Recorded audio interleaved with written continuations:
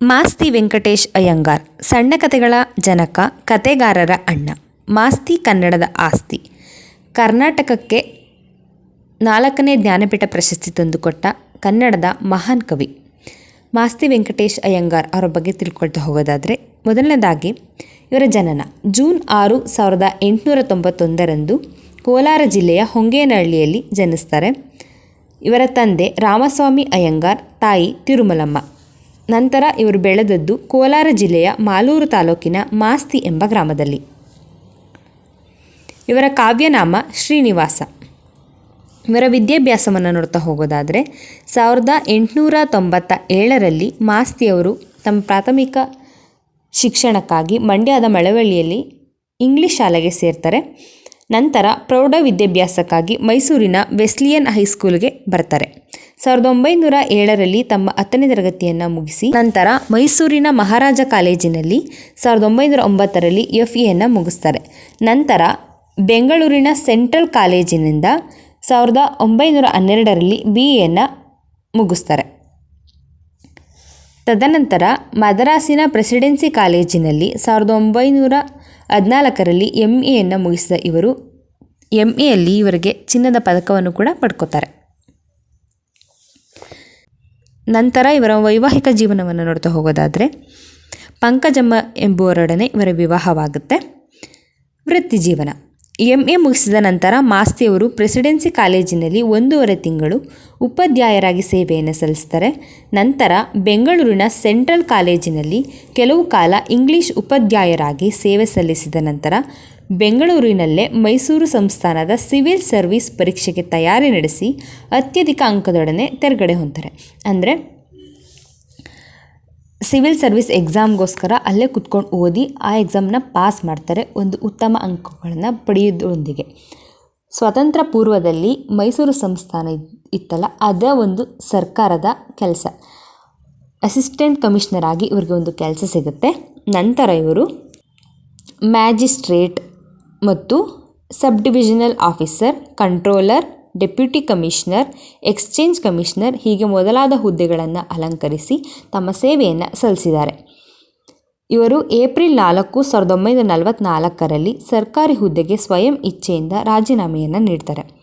ಇವರ ಕಾರ್ಯಪ್ರವೃತ್ತಿ, ಇವರ ಕೆಲಸವನ್ನು ನೋಡಿದ ನಾಲ್ವಡಿ ಕೃಷ್ಣರಾಜ ಒಡೆಯರು ಇವರಿಗೆ ರಾಜಸೇವಾಸಕ್ತ ಎಂಬ ಬಿರುದನ್ನು ಕೂಡ ನೀಡಿದ್ದಾರೆ.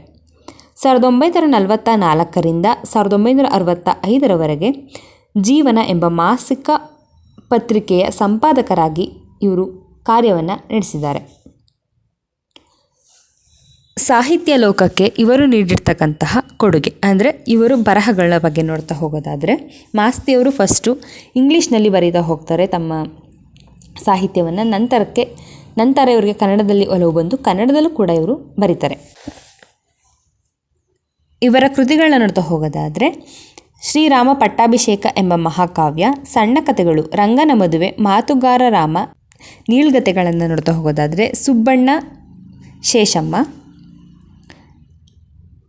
ಜೀವನ ಚರಿತ್ರೆ, ರವೀಂದ್ರನಾಥ ಟಾಗೂರ್ ಮತ್ತು ಶ್ರೀರಾಮಕೃಷ್ಣ ಎಂಬವರ ಬಗ್ಗೆ ಜೀವನ ಚರಿತ್ರೆಯನ್ನು ಕೂಡ ಇವರು ಬರೆದಿದ್ದಾರೆ. ನಾಟಕಗಳನ್ನ ನೋಡ್ತಾ ಹೋಗೋದಾದರೆ ತಾಳಿಕೋಟೆ, ಶಿವಛತ್ರಪತಿ, ಯಶೋಧರ, ಕನಕಕೋಟೆ, ಲಿಯರ್ ಮಹಾರಾಜ ಮುಂತಾದವುಗಳು. ಇವರ ಕಾದಂಬರಿಗಳು ಚೆನ್ನಬಸವನಾಯಕ, ಚಿಕ್ಕವೀರ ರಾಜೇಂದ್ರ. ಇವರಿಗೆ ಚಿಕ್ಕವೀರ ರಾಜೇಂದ್ರ ಎಂಬ ಕೃತಿಯನ್ನು ಇವರಿಗೆ ಸಂದಿರ್ತಕ್ಕಂತಹ ಜ್ಞಾನಪೀಠ ಪ್ರಶಸ್ತಿಯಲ್ಲಿ ವಿಶೇಷವಾಗಿ ಉಲ್ಲೇಖಿಸಲಾಗಿದೆ. ಇವರ ಕಾವ್ಯ ಸಂಕಲನಗಳು ಭಿನ್ನಹ, ಮನವಿ, ಅರುಣ, ತಾವರೆ, ಸಂಕ್ರಾಂತಿ ಇತ್ಯಾದಿ.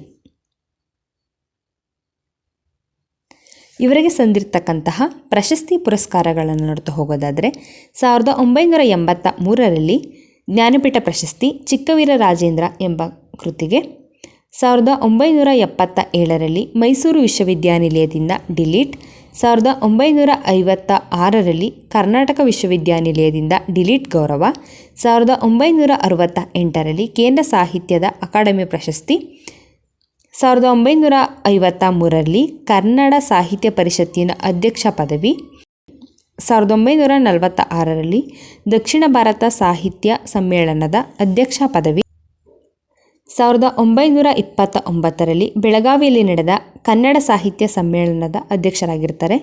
ಕರ್ನಾಟಕ ವಿಶ್ವವಿದ್ಯಾನಿಲಯದಿಂದ ಅವರಿಗೆ ಗೌರವ ಡಾಕ್ಟರೇಟನ್ನು ನೀಡಲಾಗಿದೆ. ಮೈಸೂರು ಮಹಾರಾಜರು ಇವರಿಗೆ ರಾಜ ಸೇವಾಸಕ್ತ ಎಂಬ ಬಿರುದನ್ನು ನೀಡಿ ಗೌರವಿಸಿದ್ದಾರೆ. 1972ರಲ್ಲಿ ಶ್ರೀನಿವಾಸ ಎಂಬ ಅವರ ಅಭಿನಂದನಾ ಗ್ರಂಥ ಪ್ರಕಟವಾಗಿದೆ.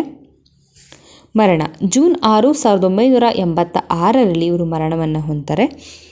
ಇವರಿಗೆ ಮರಣ ಹೊಂದಾಗ ಇವರ ವಯಸ್ಸು 95 ಆಗಿರುತ್ತೆ. ವಿಶೇಷ ಏನಂದರೆ ತಮ್ಮ ಹುಟ್ಟಿದಬ್ಬ ದಿನದಿಂದ ಅಂದರೆ ತಮ್ಮ ಹುಟ್ಟಿದ ದಿನಾಂಕದಂದೇ ಇವರು ಮರಣವನ್ನು ಹೊಂದ್ತಾರೆ.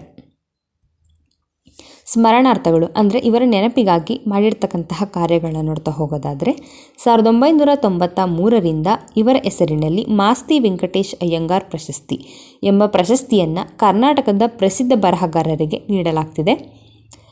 ಮತ್ತು ಮಾಲೂರು ತಾಲೂಕಿನ ಮಾಸ್ತಿ ಗ್ರಾಮದಲ್ಲಿರುವ ಅವರ ಮನೆಯನ್ನು ಗ್ರಂಥಾಲಯವನ್ನಾಗಿ ಪರಿವರ್ತಿಸಲಾಗಿದೆ. ಮಾಸ್ತಿ ವಸತಿ ಶಾಲೆ 2006-07ರಲ್ಲಿ ಇವರ ನೆನಪಿಗಾಗಿ ಮಾಸ್ತಿ ವಸತಿ ಶಾಲೆ ಎಂಬ ಶಾಲೆಯನ್ನು ಪ್ರಾರಂಭಿಸಲಾಗಿದೆ. ಧನ್ಯವಾದಗಳು.